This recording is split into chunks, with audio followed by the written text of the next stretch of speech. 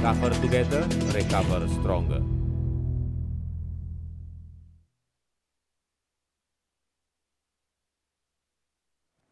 Halo, selamat pagi saudara, kembali berjumpa di Kompas Bisnis Sapa Indonesia pagi hari ini. Saya Paskalis Siswari. Saudara, salah satu jalur atau salah satu gugus tugas atau task force B20 di jalur keuangan dan infrastruktur ini akan membawa 4 rekomendasi pada pertemuan puncak G20 di bulan November mendatang. Nah, pagi ini Kompas Bisnis akan berbincang langsung dengan Arief Budiman, Deputy Chair Finance and Infrastructure Task Force B20 sekaligus Deputy CEO INA. Pak Arief, halo. Selamat pagi, Pak. Selamat pagi, Mbak Paskalis. Oke, sehat Pak. Ini menuju kayaknya semakin sibuk ke bulan November. Alhamdulillah, lumayan. Oke, ini sebenarnya kalau melihat dari gugus tugas jalur keuangan dan juga infrastruktur yang ada di bawah Pak Arief, targetnya apa sih Pak menuju ke G20 di November mendatang? Ya, kalau B20 ini kan memang ini ya mitra dari G20. Jadi kita sebetulnya mencari solusi yang secara konsensus dengan pebisnis komunitas bisnis di seluruh negara G20. Memang tadi Mbak Paskalis bilang ada 4 ya. Jadi ada 4 policy recommendation yang secara konsensus itu direkomendasikan. Yang pertama itu tentunya ini ya, meningkatkan akses terhadap affordable dan sustainable di sumber-sumber pembiayaan untuk infrastruktur. Itu yang pertama. Yang kedua, meningkatkan kolaborasi antara berbagai negara untuk melakukan istilahnya transisi yang adil terhadap net zero world. Ini kan banyak sekali ya bahwa sudah ada deklarasi untuk mencapai net zero world, tapi harus dipastikan bahwa transisinya itu adil atau just transition. Mengenai digitalisasi, jadi fokus kita adopsi dan pengembangan digital infrastructure dan solusi-solusi digital untuk pembangunan infrastruktur. Dan yang terakhir, yang keempat, itu bagaimana agar financial service sector regulation itu bisa membuat balance yang lebih baik antara growth, productivity, dan juga tentunya stability. Jadi 4 itu Mbak yang secara konsensus dari kurang lebih 115 member ya dari 25 negara dari gugus tugas finance and infrastructure. Oke, dari 4 tadi ada infrastruktur, ada transisi energi bersih, lalu juga tadi ada digitalisasi. Kita bahas yang infrastruktur dulu Pak. Kalau di infrastruktur, apakah di dalamnya ada poin soal pembiayaan masuk ke dalamnya yang akan dibawa di rekomendasi tersebut? Ya, itu yang paling besar sebetulnya, itu masalah pembiayaan. Kita tahu banyak sekali roadmap gap dari infrastructure needs itu di negara-negara G20 sampai tahun 2040 itu diperkirakan 10,6 triliun dolar ya. Kalau di seluruh dunia kurang lebih sekitar 14,9 triliun dolar. Jadi bagaimana memberikan solusi terhadap hal ini itu penting. Jadi itu angle pertama. Angle yang lainnya sebetulnya walaupun namanya G20, status atau tingkat pengembangan dari negara-negara ini itu berbeda. Ada yang developed countries, ada yang developing countries. Dan ironisnya yang paling membutuhkan developing countries itu untuk mengakses pembiayaan biasanya lebih mahal. Karena infrastruktur itu kan memang kebanyakan masih hard currency ya. Jadi mata uang yang dikenal, yang bisa diterima di berbagai negara. Nah, ini karena persepsi risiko, karena juga berbagai hal, justru untuk membiayai infrastruktur itu lebih mahal kalau misalnya dilakukan di negara-negara berkembang. Jadi betul sekali. Oke, ini penting karena sebagai negara berkembang tentu ini adalah faktor yang cukup penting juga, apalagi kita berarti kena yang lebih mahal gitu ya Pak dibandingkan dengan negara-negara maju.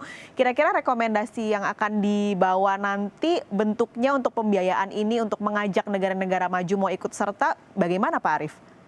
Ya, jadi kan memang kalau secara tradisional itu kan kita melihatnya bahwa infrastruktur itu tanggung jawabnya pemerintah atau negara-negara lah ya.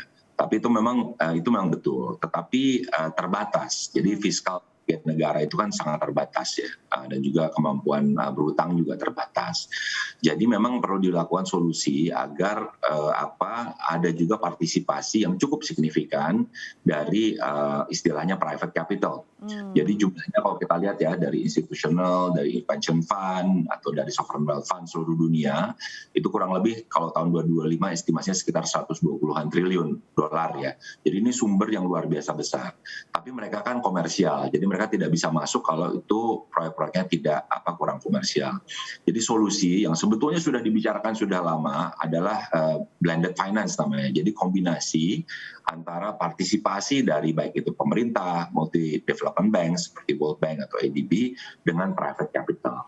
Di mana diharapkan dengan melakukan blended finance ini risiko ya, karena yang paling besar itu biasanya risiko kalau infrastruktur, baik itu risiko currency, risiko regulasi dan lain sebagainya, itu bisa istilahnya bukan ditanggung ya, jadi dijamin lah atau ditanggung oleh public capital atau bisa juga foundation, sehingga dana-dana komersial ini atau dana-dana dari yang sifatnya lebih private itu bisa masuk, sehingga jumlahnya itu luar biasa, bisa lebih banyak lagi masuk, karena tentunya kemampuan dari negara-negara itu akan sangat terbatas.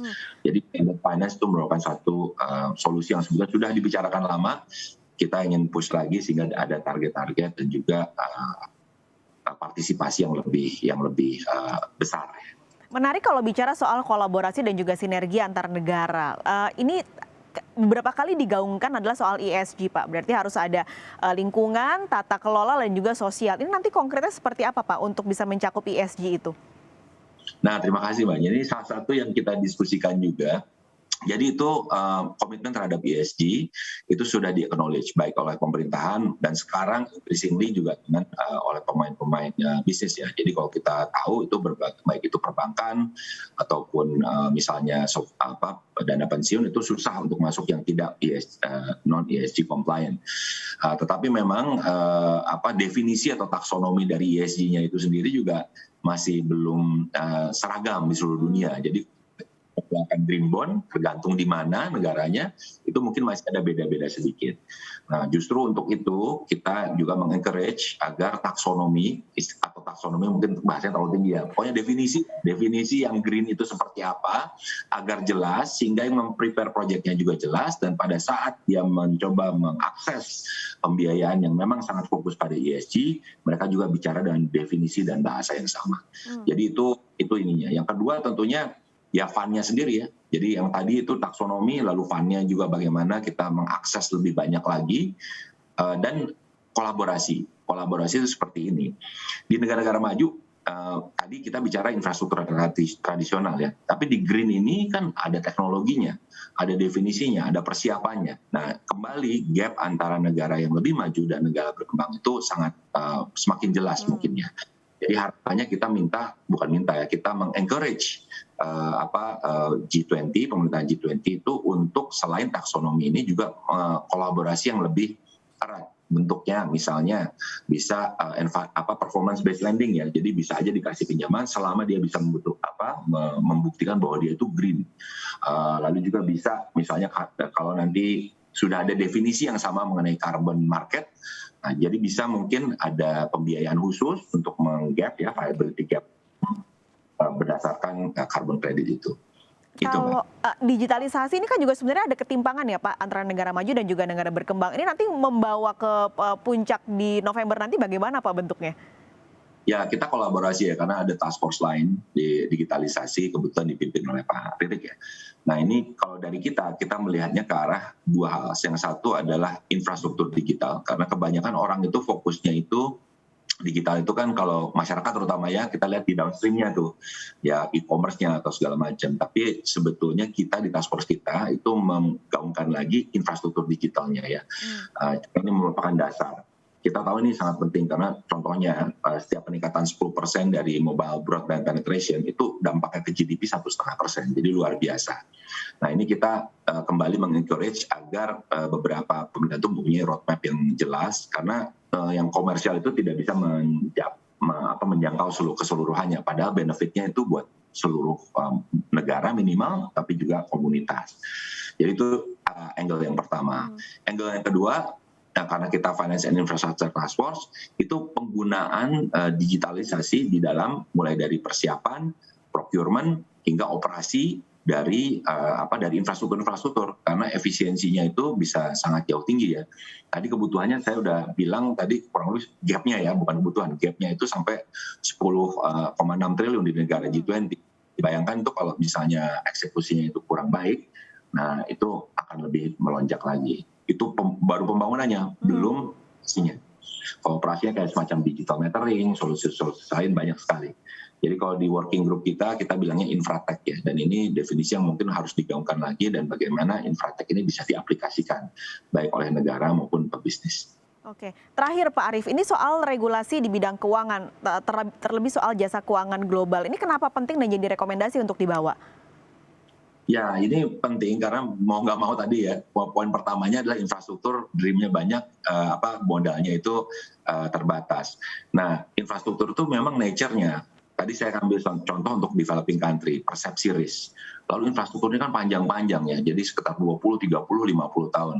Belum lagi ditambah angle baru, green. Green ini definisinya, taksonominya belum jelas.